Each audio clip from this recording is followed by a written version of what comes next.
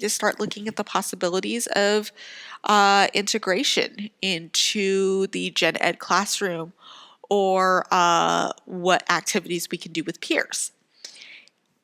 When kids are in the wrong environment, it's not good for anybody. It's not good for the team. It's not good for the teacher. It's not good for the other kids. And it's definitely not good for the individual child that we're focusing on.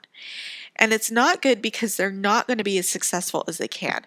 When we get kids into classrooms that are not good, then, or I shouldn't say not good, they aren't right for their needs. Kind of going back to the same example of where we have a kid in a more restrictive environment, and maybe we do need to kind of look at a more gen ed setting. It starts going into a more restrictive environment, and their needs are just not going to be met. So when you're looking at free and appropriate education, when you're looking at least restrictive environment, and again, when free and appropriate education is exactly what it says, it means that we're going to find the best classroom for your child to be in, and it's going to be completely free to you. So they can't say, oh, well, again, like I heard at Parents Reaching Out, oh, we don't have that ancillary service. You just have to wait, or you had to pay for it. And this parent was actually paying for it out of their own pocket for the person to come to that particular person to come to their own house. So it had nothing to do with the school. You know, the school needs to provide these services, is the bottom line. And it just needs to happen. So that's part of your rights, and that's the reason why you can file a complaint with the state if the school isn't doing that. You have the right to have an advocate at the meeting with or without you. And I was actually in a really interesting situation where I had my first advocate at a meeting. Interestingly enough, parent wasn't mad at all. Actually, parent was overjoyed. So I know what you're thinking of is, well, why did they get an advocate? Well, here's the thing about being an advocate. An advocate is just focusing on what's best for the child. So in this type of situation, what was best for this child was that to bring the mom's significant other into the IEP, because mom and dad were no longer together, but they were still legally married, and I don't even know if they were legally separated or not. So mom had to work, and she said, okay, well, my significant other is going to be there at the meeting for me for the Met, and then I'm going to be there for the IEP. And I've never had a situation like that. First, we had to make sure that we checked it out, that legally we can do that. And yes, you can, because here's the thing about being an advocate. An advocate is anybody of your choosing. The school cannot tell you who your advocate can be. It could be your mother. It could be your best friend. It could be somebody you met yesterday. It's really honestly up to you. But the school cannot refuse and say, no, you cannot bring that person in here. You have the right to have anybody there to support you. And anyone can fill in to be your advocate, as in this situation.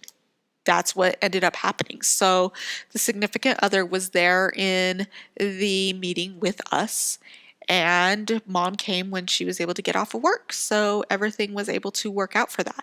One of the things that I really love about being a special education teacher is being able to make really complex information, really complex situations be really super simple and functional for families.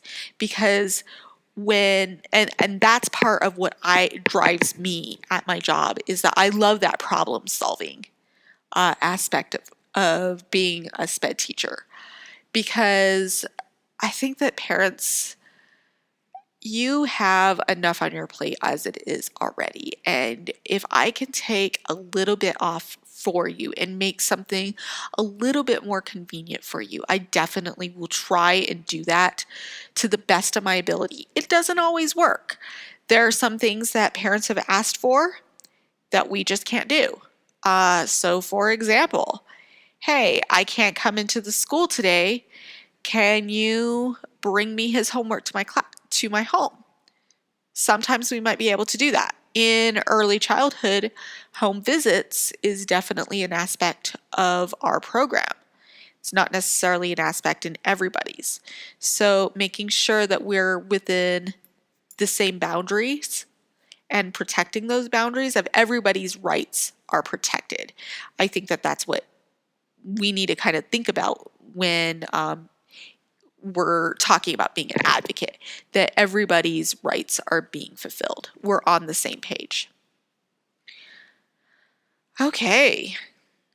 And IEPs also need to be done at a time and place when they're within school hours. They can't just say, "Oh, well, we secretly met on a Saturday and we made this decision." No, if that happens, you need to definitely call parents reaching out, or you need to contact some personnel at the state. They need to be able to have those meetings within school hours.